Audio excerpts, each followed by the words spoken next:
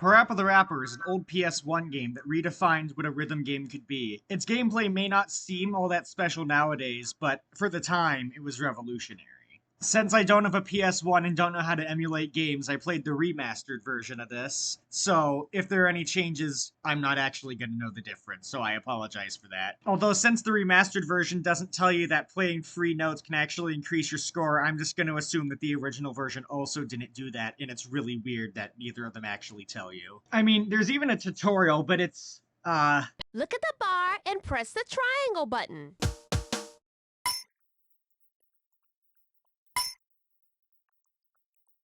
Exactly! Not helpful whatsoever. The actual first level is a much better place to start. The instructions given are simple enough to ease the player into playing the notes that they're supposed to, and it's really catchy as well. In fact, all the music in this game is really good, which probably isn't even noteworthy for me to say given that it's a music-based game, but I figure I might as well say it anyway. I really like that each level sounds completely different from one another, including the one where it just smashes together all the previous motifs into a single song. It still sounds different than the other ones, and I really like that. My favorite song's gotta be Cheep Cheep the Cookin' Chicken Show, but unfortunately, the actual hit detection on the stage is busted as fuck. Crack, crack, crack the egg into the bowl. Crack, crack, crack the egg into the bowl. What did I do wrong? It's the only level I can't consistently beat, and it pisses me off. The only other issue I really have with this game is I think it's too short. It only has a total of 6 levels, which is just... it's not enough. It made me want more. I mean, I know that this game has a spin-off and a sequel, and I think it also has a TV show, so maybe I'll check those out, but I haven't done that yet, and the fact that I wanted more was even more aggravating due to the fact that your reward for fully completing the game looks like it's gonna be a new stage, but it's just some lame-ass sitting in a room watching something happen thing. Well done.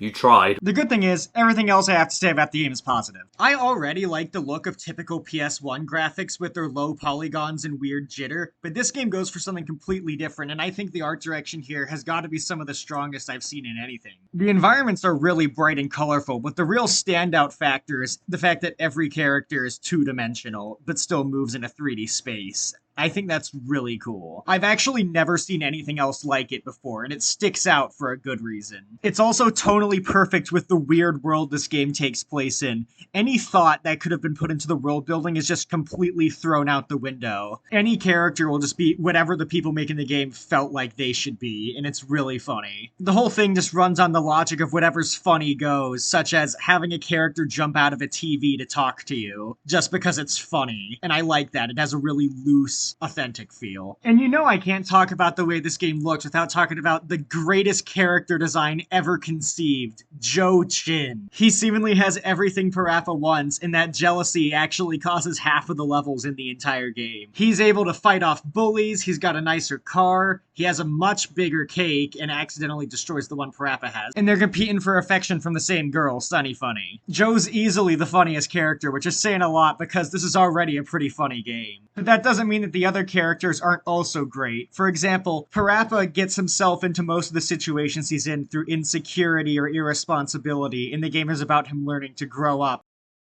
and also to not shit his pants. I like that when he gets an idea, he says that he has to believe in himself. I think that's adorable. His friends follow him around throughout the game as well, including PJ Barry, whose one joke is that he likes eating, Katie Cat, who actually helps PaRappa around throughout the plot, which is nice, and then Sunny Funny, who's...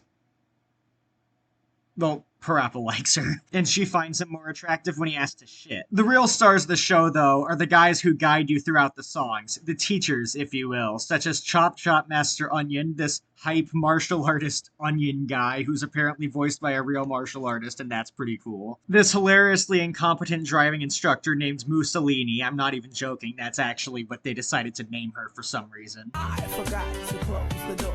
You forgot to close the door. Prince Fleaswallow, who's such a good flea market salesman that you can afford a car after working with him for just a couple minutes. Cheep Cheep the Cookin' Chicken, who specializes in showing recipes at really low budgets and can jump out of the TV to yell at you for making them incorrectly. And this spider nightclub owner, whose name I don't know. They're all a lot of fun and add so much flavor to a game that was already bursting at the seams with it. They each suit their songs perfectly and make you want to replay them. And that's good because replaying the game unlocks cool mode, which allows you to, if you're able to time additional notes with the beat of the song, even though they're not the ones you're actually supposed to play in each spot, then the teacher will leave you alone and you're able to complete the rest of the song playing whichever notes you want as long as they're still to the beat of it. Hey, you sure know how to drive, man. I have nothing else to teach you no more.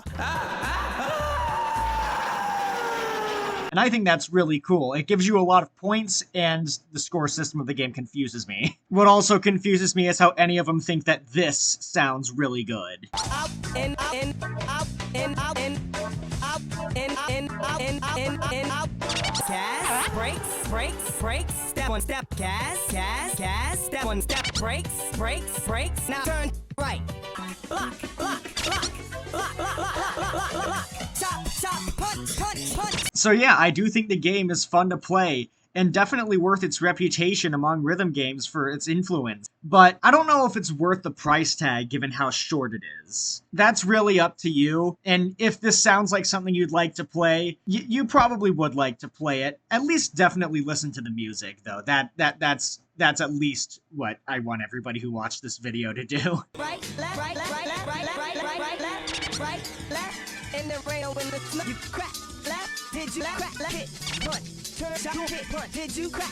In the rain, crack, hit. Did you crack? Did you and hit? Right, left, crack, wait, right, left, hit, and left. Did you crack left? Did you left, and left, and there, crack, hit, rain, hit, left, hit, punch.